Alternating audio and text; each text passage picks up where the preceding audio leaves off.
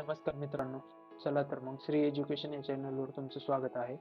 तर आपण याच्या पहिल्या भागामध्ये आपण उत्तरेचे मैदान पाहिले होते. तर आजच्या सेशनमध्ये आपण पाहणार आहोत पुढचा पार्ट म्हणजेच प्रायद्वीपीय भारताचा पठार. प्रायद्वीपीय भारताचा पठार हा आज आपण पाहणार आहोत.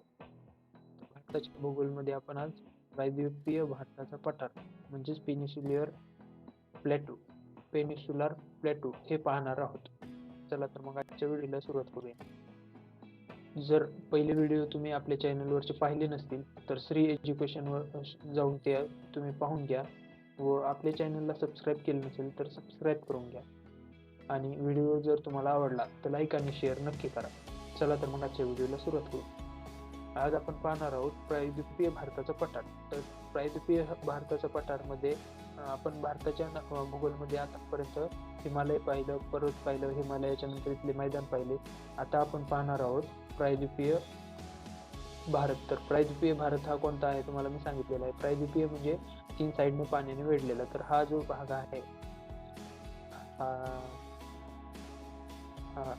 हा भाग म्हणजेच प्रायद्वीपीय भारताचा भाग येतो. ह्याच्यामध्ये प्रायद्वीपीय भारताच्या भागामध्ये इकडे आपण आता उत्तरेचे मैदान पाहिले, इथे हिमालय वगैरे पाहिले, ट्रान्स हिमालय हे ते पाहिले. तर आता या पोर्शन मध्ये उत्तरेचे आपलं प्रायद्वीपीय भारत, तर याच्यामध्ये काय काय येतं तर ते आज आपण या व्हिडिओमध्ये पाहणार आहोत. तर प्रायद्वीपीय भारताच्या पठारामध्ये पहिलं येतं सेंट्रल हायलँड जे आहे. तर या पोर्शन मध्ये म्हणजेच सेंट्रल हायलँडचा भाग आहे.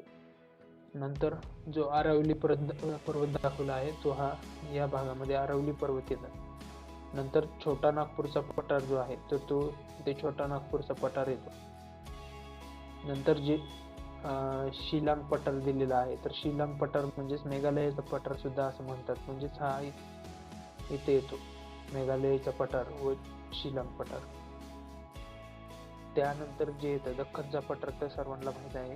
हा जो पूर्ण भाग आहे तर हा भाग दख्खनचा पठार येतो. दख्खनचा पठार नंतर हा जो आहे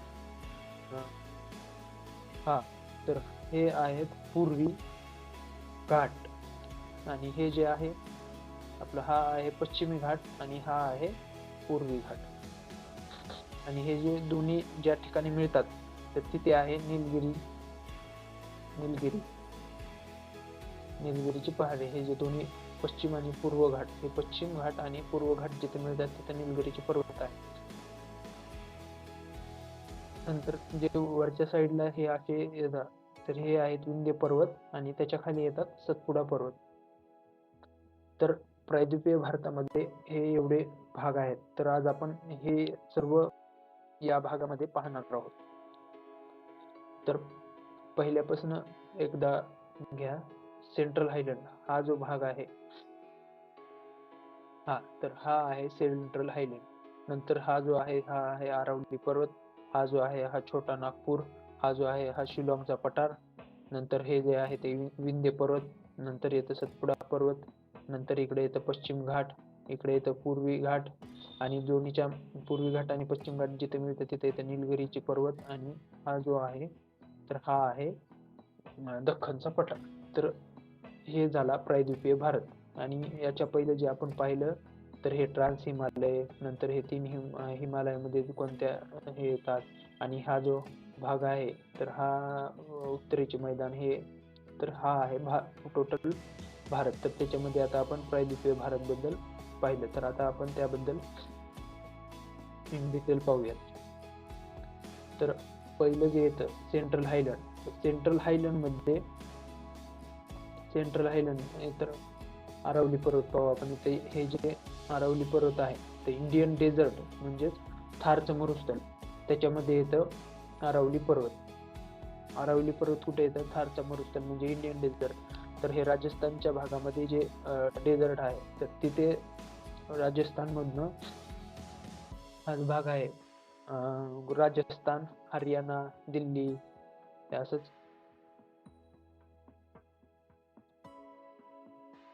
राजस्थान, हरियाणा, दिल्ली आणि गुजरात हे जे अरावली पर्वत आहे हा असाच गेलेला आहे.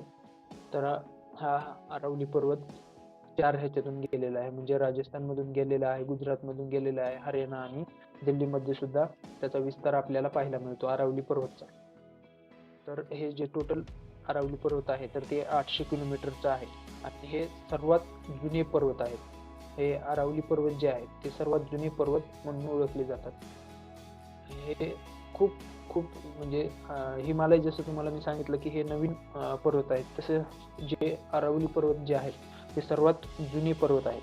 आणि ह्या अरावली पर्वतमध्ये जी सर्वात उंच शिखर येतं तर ते शिखर आहे गुरु शिखर. तर सर्वात उंच कोणतं आहे? गुरु शिखर. गुरु शिखर हे अरावली पर्वतमध्ये सर्वात उंच शिखर येतं. तर ह्याची लांबी किती आहे गुरु शिखरची? तर 1722 मीटर एवढी आहे. आणि हा गुरु शिखर येतो माउंट आबू पहाडीमध्ये. कोणत्या पहाडीमध्ये? माउंट आबू. आणि हा राजस्थानमध्ये सिरोही जिल्हा आहे, तर त्या जिल्ह्यामध्ये सिरोही जिल्ह्यामध्ये गुरु शिखर येतं. तर हे माहिती होती अरावली पर्वताबद्दल. तर हे आपण आता पाहिलं अरावली पर्वताबद्दल माहिती. तर आता आपण पाहू सेंट्रल हायलँड. तर सेंट्रल हायलँड जे आहे तर त्याच्यामध्ये येतं मालवाचा पठार. मालवाचा पठार जो आहे तो राजस्थान आणि मध्य प्रदेशमध्ये या 2 स्टेटमध्ये मालवाचा पठार हा इथे मालवाचा पठार आहे. मालवाच्या पठारानंतर येतं छोटा हे सर्व सेंट्रल हायलँड मध्येच आहे. पहिला आहे मालवा पठार, पहिला आहे मालवा, नंतर आहे बुंदेलखंड, नंतर आहे बंदेलखंड, नंतर आहे रिवा पन्नाका पठार आणि छोटा नागपूरचा पठार. तर पहिलं जे आपण पाहिलं हा आहे मालवाचा पठार. हा मालवाचा पठार तुम्हाला सांगितलं राजस्थान आणि मध्य प्रदेशमध्ये येतं. आणि नंतर छोटा नागपूरचा पठार तुम्हाला मी मग जे दाखवलं होतं तर ते येतं झारखंड, म्हणजे त्या इथं झारखंड, छत्तीसगड, ओडिसा आणि पश्चिम बंगाल. तर हा एवढा इथे छोटा नागपूरचा पठार येतो. हा आहे मालवाचा पठार. हे 2 राज्यात येतं, राजस्थान आणि मध्य प्रदेश. त्यानंतर जे येतं बुंदेलखंडचं पठार. तर बुंदेलखंडचं पठार हे जे येतं ते मध्य प्रदेश आणि उत्तर प्रदेश या 2 मध्ये बुंदेलखंड चा पठार येतो. आणि बुंदेलखंडचा पठार जो आहे तो हा 3 राज्यात येतो, म्हणजेच उत्तर प्रदेश, मध्य प्रदेश आणि छत्तीसगड. तर हे आहे बुंदेलखंड, हे आहे बुंदेलखंड. आणि त्याच्यानंतर रिवा पन्नाचं पठार येतं, तर ते येतं फक्त मध्य प्रदेशमध्ये. तर मध्य प्रदेशमध्ये रिवा पन्नाच्या पठारामध्ये डायमंड आपल्याला मिळतो. तर ते कुठं मिळतं? मध्य प्रदेशमध्ये डायमंड मिळतं, तर ते रिवा पन्नाच्या पठारामध्ये मिळतं. आणि तर हे जे आपण पाहिले तर ते 5 पठार आहेत. कोणते कोणते? हा आहे मालवाचा पठार, त्याच्यानंतर बुंदेलखंड, नंतर बंदेलखंड, नंतर छोटा नागपूर आणि रिवा पन्ना पठार. तर हे 5 पठार जे येतात ते सेंट्रल हायलँड मध्ये येतात. हा जो सेंट्रल हायलँडचा भाग तुम्हाला मी दाखवला होता तर त्याच्यामध्ये हे 5 पठार येतात सेंट्रल हायलँड मध्ये. हे 5 भाग आपण सेंट्रल हायलँडचे पाहिले आहेत. तर आपण पहिलं जे पाहिलं होतं मालवाचा पठार, तर मालवाचं पठार जे येतं ह्या 2 राज्यामध्ये 3 राज्यामध्ये येतं तुम्हाला सांगितलं. तर सॉरी, मालवाचं पठार मी 2 मध्ये सांगितलं होतं बहुतेक, हे असं 3 मध्ये येतं. तर गुजरातमध्ये सुद्धा मालवाच्या पठाराचा विस्तार आहे. गुजरात, राजस्थान आणि मध्य प्रदेश, तर ह्या 3 मध्ये मालवाच्या पठाराचा विस्तार आहे. आणि जे हे मालवाचं पठार जे बनलेलं आहे तर ते बेसाल्ट अग्निजन्य खडकापासून बेसाल्ट चट्टान म्हणजे बेसाल्ट रॉकचं बनलेलं आहे. आणि हा जो मालवाचा पठार आहे ते आरावली, इथं जे आरावली पर्वत आहे ते आणि इथून जे विंध्य पर्वत गेलेला आहे तर त्या दोन्हीच्या मध्ये मालवाचं पठार येतं. ह्या मालवाच्या पठारामधून ज्या नद्या निघतात तर त्या कोणत्या कोणत्या आहेत? चंबल, सिंध, बेतवा आणि केन.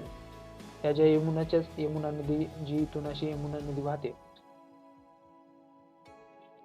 तर त्या यमुना नदीच्या ह्या ज्या सहाय्यक नद्या आहेत त्या मालवाच्या पठारामधून त्यांचं म्हणजे मालवाच्या पठारामधून त्या येतात. कोणत्या कोणत्या? चंबल, सिंध, बेतवा आणि केन.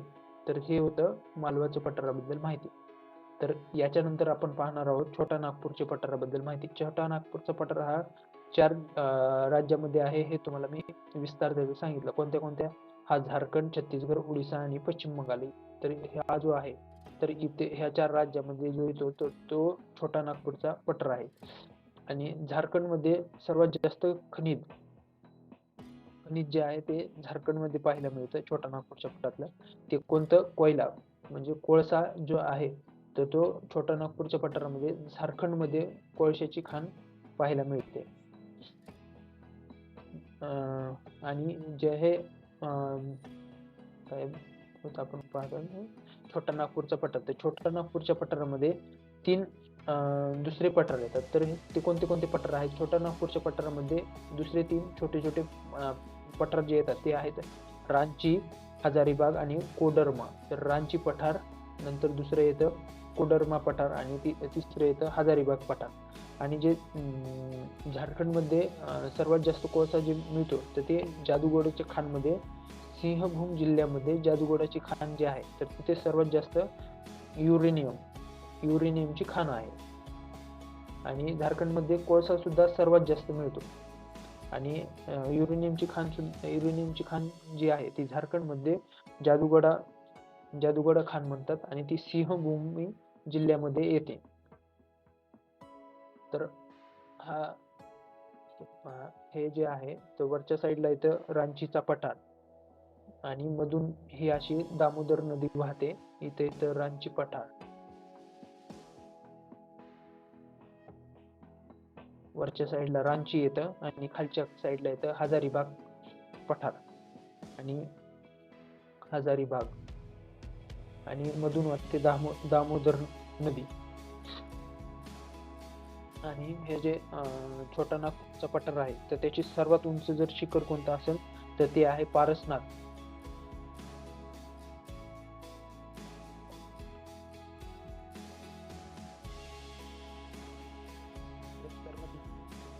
शिखर येतं कशातलं? छोटा नागपूरच्या पठारामधलं पारसनाथ हा सर्वात मोठं शिखर येतं. तर आपण छोट्या नागपूरच्या पठाराबद्दल काय पाहिलं? 3 पठार त्याच्यामध्ये येतात, रांची, हजारीबाग आणि तिसरं जे होतं ते कोडरमा. तर रांची आणि हजारीबागच्या मधून दामोदर नदी वाहते हे पाहिलं. आणि कोयल्याची खाण ही झारखंडमध्ये कोळशाची सर्वात जास्त मिळतो. आणि जादूगोड्याची खाणमध्ये युरेनियमची खाण आहे ती सिंहभूमी जिल्ह्यामध्ये आढळते, हे सुद्धा आपण पाहिलं याच्यात. तर याच्यानंतर आपण पाहू हा जो मेघालयाचा पठार सांगितला, मेघालयाच्या पठाराला शिलाँगचा पठार सुद्धा म्हणतात, हे सुद्धा मी तुम्हाला सांगितलं आहे. तर शिलाँगच्या पठारामध्ये काय काय येतं? तर शिलाँगच्या पठारामध्ये 5 येतात. तर हा शिलाँगचा पठार म्हणजे मेघालयाचा पठार, तर हा किती राज्यामध्ये आहे? हा पहा, हा शिलाँगचा पठार हा 2 राज्यामध्ये त्याचा विस्तार पाहायला मिळतो. तर कोणत्या कोणत्या? मेघालयमध्ये आणि आसाममध्ये सुद्धा थोडंसं पाहायला मिळतो याचा विस्तार.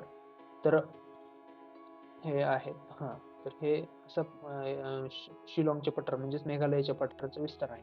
तर याच्यामध्ये ज्या कोणते कोणते पहाड येतात तर ते पाहूयात. पर्वत, गारो, खासी, जयंतिया, मिकिर आणि रेगमा हे येतात. तर आसाममध्ये येतात मिकिर आणि रेगमा आणि मेघालयमध्ये गारो, खासी, जयंतिया हे 3 पहाड पाहायला मिळतात. तर कोणते कोणते आहेत? गारो, खासी आणि जयंतिया.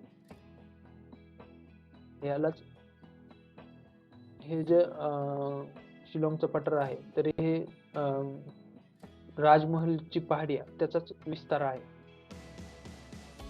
आणि हा प्रायद्वीपीय भारताचाच भाग आहे. त्याच्यामध्ये ज्या 5 खाड्या आपलं 5 पहाड जे येतात ते तुम्हाला सांगितले कोणते कोणते? गारो, खासी, जयंतिया आणि मिकिर आणि रेगमो हे जे आहे ते आसाममध्ये आहे. आणि सर्वात जास्त जे पाऊस पडतं तर ते कोणत्या पहाडीत पडतं, तर ते सुद्धा परीक्षेमध्ये जास्त विचारतात. तर ते आहे खासी. म्हणजे तुम्हाला जे ते 3 सांगितल्या, गारो, खासी आणि जयंतिया. तर ह्या खासीमध्ये सर्वात जास्त पाऊस पडलेला पाहायला मिळतो.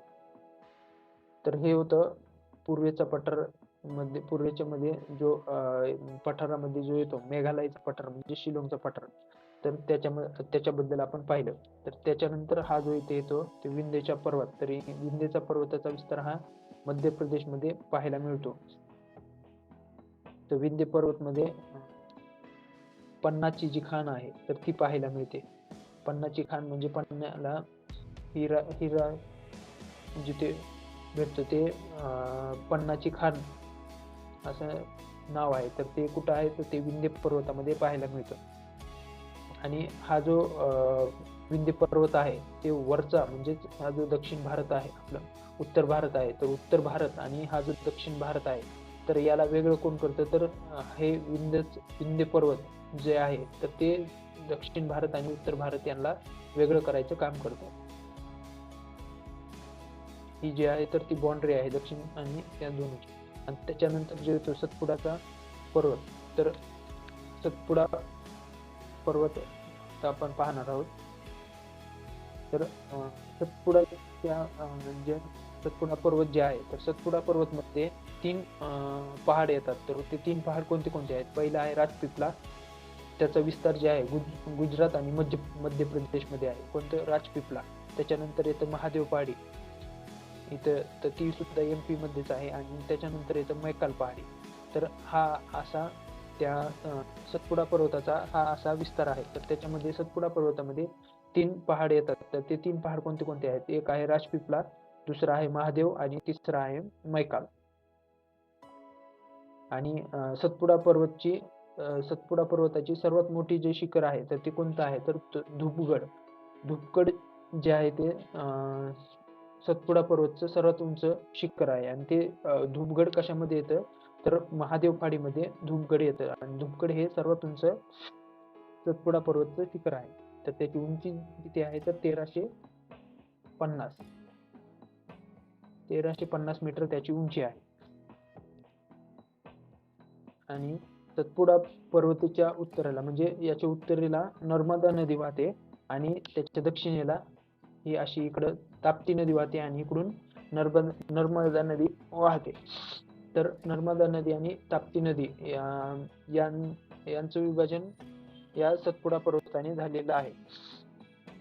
आणि हे जे मैकाल पहाडी सांगितले तर मैकाल पहाडीमध्ये अमरकंटक शिखर येतं.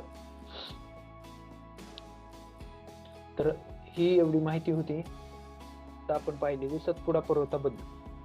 आणि सतपुडा पर्वतामध्ये एक पंचमढी नावाचं हिल स्टेशन सुद्धा येतं. तर त्या पंचमढी हिल स्टेशनला सतपुडाची राणी असं सुद्धा म्हणतात. सतपुडाची राणी कशाला म्हणतात जर असा प्रश्न विचारला तर पंचमढीला सतपुडाची राणी असं सुद्धा म्हणतात. तर याच्यानंतर आपण पाहणार आहोत हे जे आहेत हे पश्चिमी घाट, हे आहेत पूर्वी घाट आणि इथं आहे निलगिरीचं पहाड, निलगिरी पर्वत आहे. तर पश्चिमी घाट पाहू. त्यात पहिलं तर पश्चिमी घाट जे आहे तर ते 1200 किलोमीटर आहे. आणि त्याचा विस्तार जो आहे तो ताप्ती नदी पासून ते कन्याकुमारी पर्यंत पश्चिम घाटचा विस्तार आपल्याला पाहायला मिळतो.